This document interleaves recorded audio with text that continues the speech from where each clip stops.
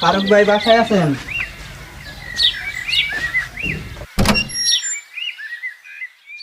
ভাই আসতে বলছিলেন। ও হ্যাঁ, আসো বসো। কিরে নেতাই তোরা যাইতে গেছিল, তুই গেলি না কে? এইসব নেতা ফেতা আমার কাছে টাইম নাই। নেতাই কি তোরা কিছু করছে? এইসব উল্টা পাল্টা কথা আমার কইস না। বললে কি করবি? তখন মতো তো মানুষ এটা মাইরে খাই না। এই নেতাই তোর এখন যাইতে বলছে, তুই এখন আমার সাথে যাবি, চল।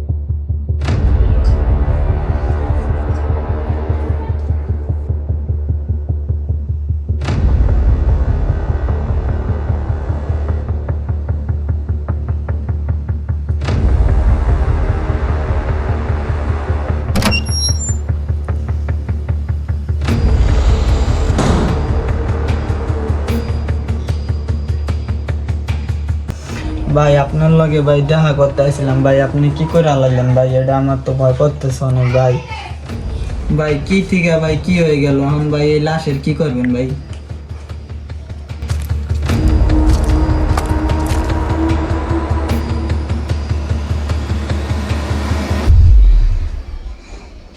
ওর দর্দি ও তো ছোট ভাই।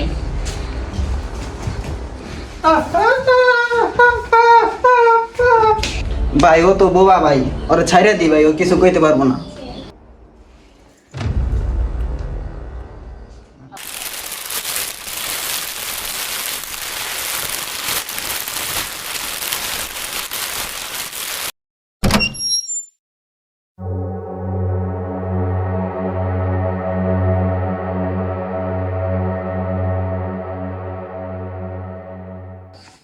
ভাই এখন লাশটারে তো অনেক দূরে নিয়ে হালাইতে হবো, আশেপাশে কেউ যেন টের না পায়। যার আমার একটা টল আছে, ওরা কল দিয়ে দিয়ে একটা ব্যবস্থা হইব।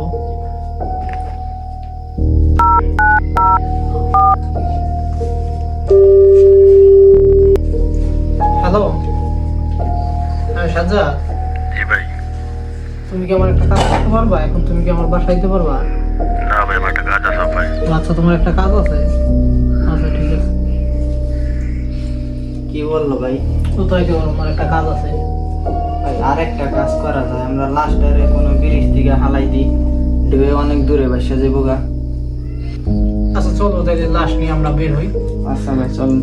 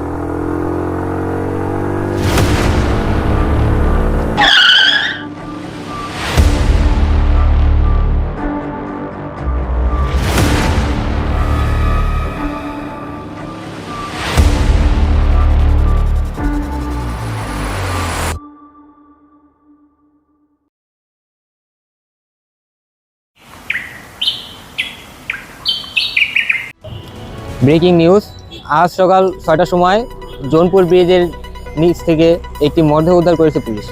ধারণা করা যাচ্ছে যে লাশটিকে গলা কেটে হত্যা করে ব্রিজের উপর থেকে ফেলে দেওয়া হয়। আজ ভোর 5টার সময় একজন স্থানীয় বাসিন্দা প্রথমে লাশটি দেখতে পায়। এরপর এলাকায় জানাজানি হলে জোনপুর থানার পুলিশ কর্মকর্তারা এসে লাশটিকে উদ্ধার করে। আমাদের মাঝে উপস্থিত আছেন মৃত ব্যক্তিটির আপন ছোট ভাই। কি হয়েছিল চলুন তার মুখ থেকেই শুনে নেওয়া যাক। ওরা দুজন ছিল, দুজন মিলে আমার বাইরে মারার সময় আমি সেখানে ঢুকে পড়েছিলাম এবং নিজের চোখে সবকিছু দেখতে পেরেছি। পর আমারও মারতে চেয়েছিল, আমি সেখানে বোবার গং ধরে সেখান থেকে বেঁচে ফিরতে পেরেছি। আমি ওদের ভালোভাবে চিনি। এদিকে জানা গেছে যে উক্ত মৃত ব্যক্তিটি গ্লোবাল পার্টির একজন নেতাকর্মী ছিলেন, তাই পুরো গ্লোবাল পার্টির ওপর আজ নেমে এসেছে শোকের ছায়া। বশির ছিল আমাদের দলের সাহস ও সংগ্রামের প্রতীক। বশির হত্যার বিচার এই জনপুরের মাটিতেই হবে, হোক সেটা আইনের হাতে অথবা আমাদের। যে বা যারা এই হত্যাকাণ্ডের সাথে জড়িত তাদের বলতে চাই, তোদের শেষ গোসল তোদের রক্ত দিয়েই হবে।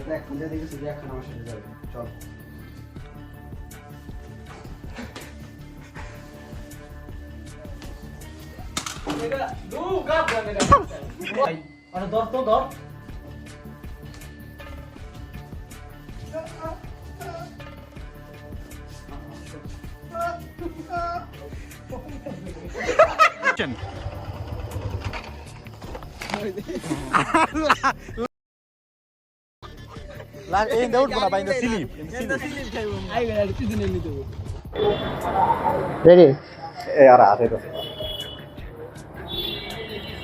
দাঁড়া দাঁড়া। বশির ছিল আমাদের দলের সাহস ও সংবাদ। রেডি? বশির ছিল আমাদের দলের সাহস ও সাংবাদিকতার প্রতি। আমাদের বশিরকে মেরে ফেলেছে, তার জন্য আমরা এখানে আন্দোলন সংগ্রাম করব। ছিল আমাদের দলের সাহস ও সংগ্রামের প্রতীক।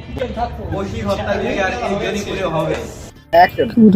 ব্রেকিং নিউজ, আজ সকাল 6টার সময় জোনপুর ব্রিজের নিচ থেকে একটি মরদেহ উদ্ধার করেছে পুলিশ। ধারণা করা যাচ্ছে যে পুলিশটিকে মারার সময় আমি সেখানে ঢুকে পড়েছিলাম।